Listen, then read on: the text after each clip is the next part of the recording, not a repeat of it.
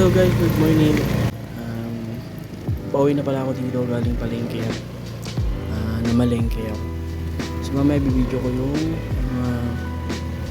pinabili ko at yung budget na binigay sa akin. So samahan niyo muna ako umuwi at check natin yung paligid-ligid natin. Kasi maulan ngayon at yung baha sobrang grabe na sa ibang lugar. Tara!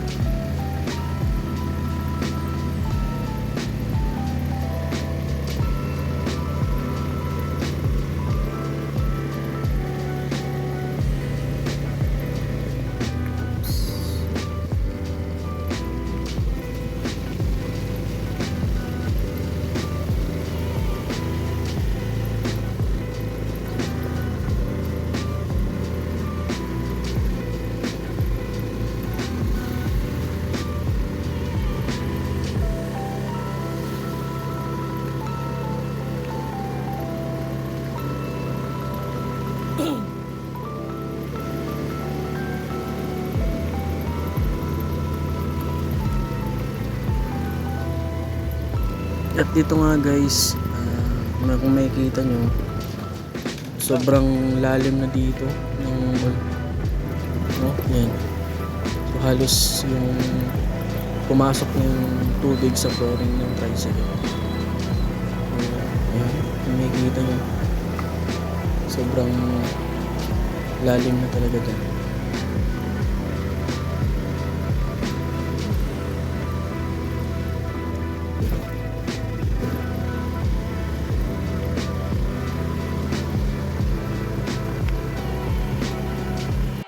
At dito nga guys, biglang bumuhos yung malakas na ulan ulit. At kung makikita sa gilid, medyo mataas na din yung tubig. So buti na lang yung mga tanim na palay, malaki na. At hindi na siya malulunod pa. So itong tulay naman na to guys, dati wala pang ganong tubig yun. Medyo mataas na yung tubig. Dito buti nga dito mga palayan dito medyo matataas na, hindi grabe magiging tubig na, hindi na makikita yung mga pananim dito guys.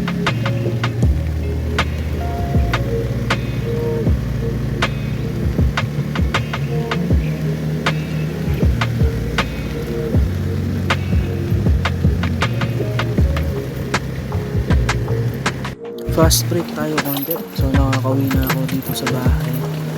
At ito yung mga pinamili ko. Kukunin ko na lang at ipapasok natin sa bibit-bitin ko na yung mamaya. Papakita ko sa inyo yung pinabili natin. So yung budget pala dyan na binili sa akin is 1K. Okay. So muntik pa mag-kulang yung hair na binili ko. Buti na lang may extra na barya sa compartment. So ito na, binaba ko ng mga pinabili ko. So may mga isda, karne, ayan. So ito guys yung mga binili natin. So ito yung karne, 1 kilo. Tapos ito yung manok, 1 kilo din yun. So pinachop ko na yan. Tapos yung isda na tilapia, tsaka bangus. So eto, hindi ko alam kung nangyari dito kasi alam nyo guys, kulang na talaga yung pera ko eh. Kulang talaga dyan. At eto na guys, bago natin i-rate yung mga binili natin, so kailangan muna natin hugasan yan para hindi magkaroon ng bacteria.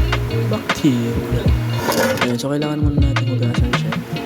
So doon naman sa pwede natin hugasan. So pasensya na sa mga kalat sa mga baso hugasin. At yun nga lang guys, di ko na video yung paghugas ko Kasi akala ko na na-record ko, hindi pala. So yun yung may natirang kanin sa amin. So ang ginagawa ko pag may natira, so ipa-plastic ko yan, tapos ilalagay sa rep para pag kinabukasan, ang gagawin na lang, isasangag na lang. So ngayon magsasayang ako para may kanin na kami ng tanghalian.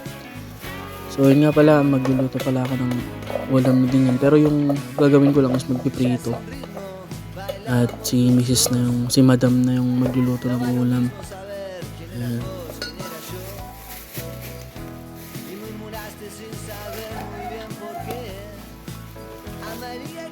At yun nga, hinugasan ko na yung rice cooker para makapagsalang na din ng bigas.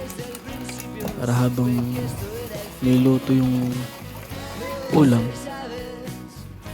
At dito nga guys, nilipat ko yung pwesto ng cellphone ko para makita nyo kung paano ko maglinis.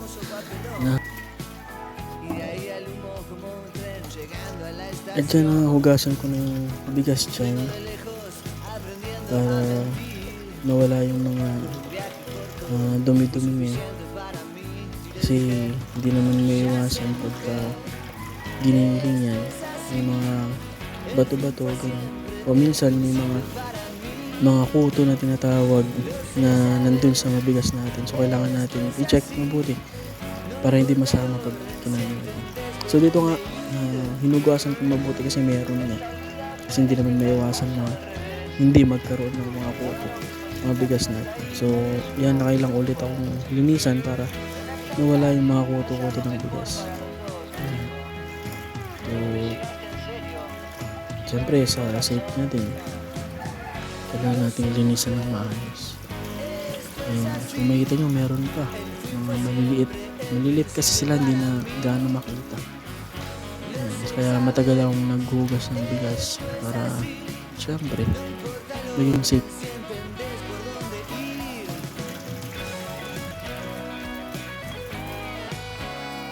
At dyan nga guys, kung makikita nyo, nakita ko medyo malaking bato dyan, kaya inalis ko muna. So kailangan natin malinis talaga para hindi makain din syempre.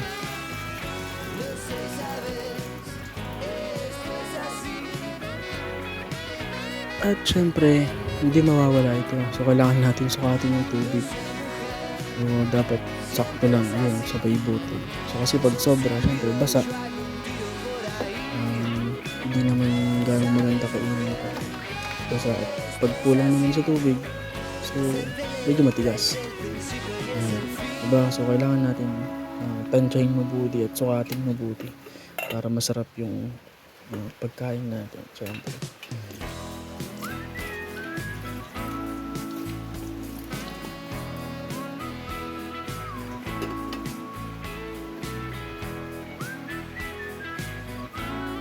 At yun nga, habang niluluto yung kanin, sabay na natin lutuin yung ulam natin for today. Yeah. Para hindi naghihintayan. Mari, unahin natin yung kanin, tapos mamaya yung magtatagal yung pagkain natin. Yan, so prepare ko na to para si Madam yung magluluto ng ulam. So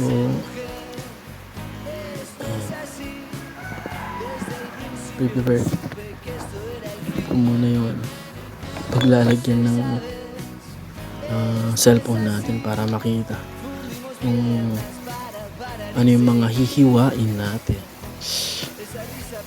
Ayan. Yun nga kanina guys, munti ko nang makalimutan na bilhin to kanina. Grabe, ito yung ulam pala namin ngayon. Ayan, so kailangan muna natin hugasan yung nahulog wait lang. Ayan na. Ito Okay, so kailangan mo natin hugasan yung patatas yun para malinis. Kasi galing sa palengke. Tsaka yung lupa-lupa. Susunod na natin yung Repolyo. Pechay Baguio, sorry. Pechay Baguio pala yan. So, nakikita nyo guys, sobrang lilit sa kawate. Kasi nakalimutan ko kasi itong bilhin ko na bilitin na lang. Bilitin na lang talaga. May extra pa ako na barya. Kaya nabili ko. Parang kasyang na lang yung perang na yun. So at least may nabili pa rin ako. At yun nga, nadagdagan pa rin so wala natin yung sa guys. Check natin kung ano mga POF. Gamitin ko kasi nakadikit ko. So wala natin bilisan.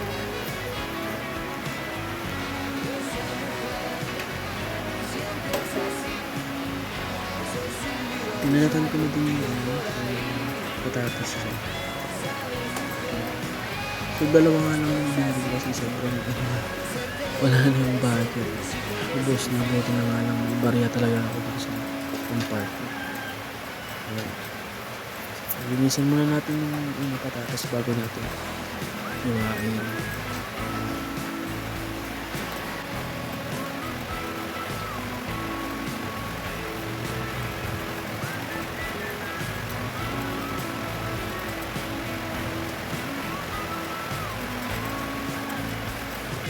At kinuha ko ng pagpretuhan isda. Sando ko muna yung gasol para magka-apoy. Yun. So, yung isda ay kanin pala. Sorry. So, painitin lang muna natin yung kabali guys. Ito yung isda. Yan, isda. So, 1 kilo yung binili namin ito. Yung dalawa namin. Yung tataba. So, iwain lang namin. Iwain ko lang muna yung dalawa.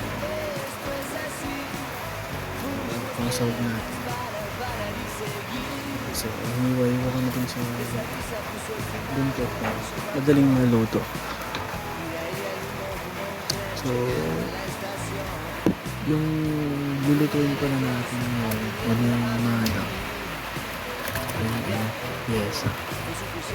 So yung pyesa paano lutuin, dahil magpipito muna tayo,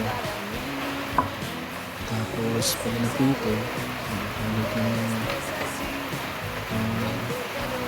yung gulay ng patatas Pechay Baguio. Tapos sasabawan yung ganun yung pyesa tinatawag.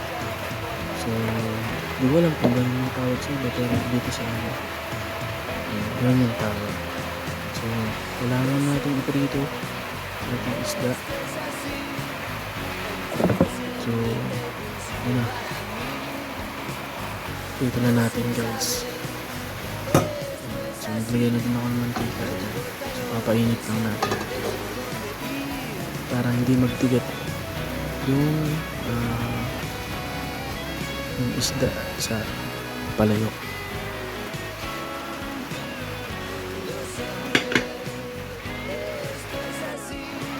At dito naman guys, maglagay din ako ng sangkap. Yan, itong luya. Yan, importante yung luya kasi pagkatag isda, manok. Gagamit tayo para hindi yung malas. Hindi na natin nali yung pagbabalat yan kasi mas maganda pag may balat para yung nutrients na tinatawag kasama natin kakainin.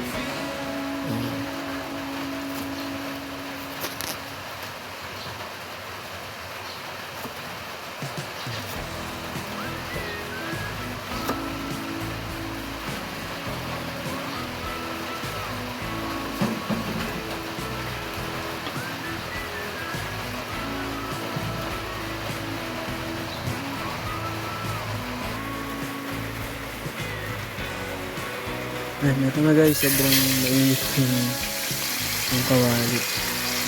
Ayun, tawag ko naman. Tingnan natin yung mas masarap yung maging mas nilasa yung natin. At sunod naman dyan guys, iiwa din ako ng bawang. Pero sabi ng mga daw, hindi daw pala bawang. Dapat pala sibuyas. Ayun, kaya sorry madam, nakala ko bawang ba yung gagamitin natin.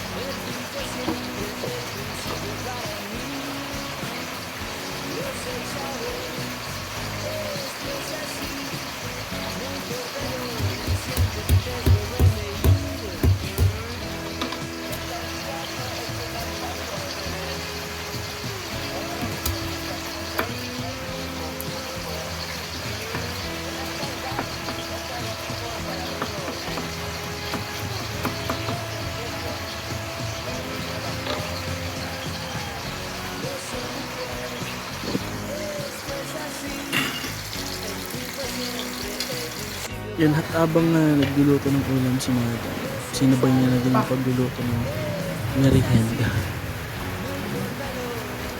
Yan. So, yun yung merienda daw mamaya ng Madam. So, gawin mo ng tawag din. Basta naglagay siyang pan, itlog, tsaka ham, tsaka kamatis. So, cravings ni Madam na. Sarap naman yan, Madam. So, tabayan na lang natin si Madam ba? Discarte niya yan. So, ipiflip daw na. Ano naman yun? Maging masarap. Alayo nga sa reality. Sa?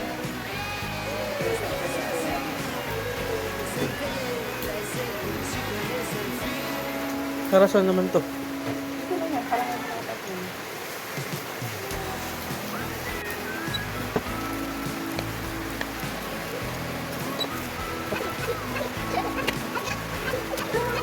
So ayan, naluto na nga ni Madam yan. Special thing yan. So ayusin na lang daw niya. Mamaya, magiging merienda niya. Magiging merienda namin. At eto na nga guys yung finished product na niluto ng ulam. Hindi ko na nga nabidyoan dyan kung mga pinaglagay natin ng sangka. Kasi nalobat kong CP. Yun guys, maraming salamat sa panonood. Kita-kits ulit. Bye!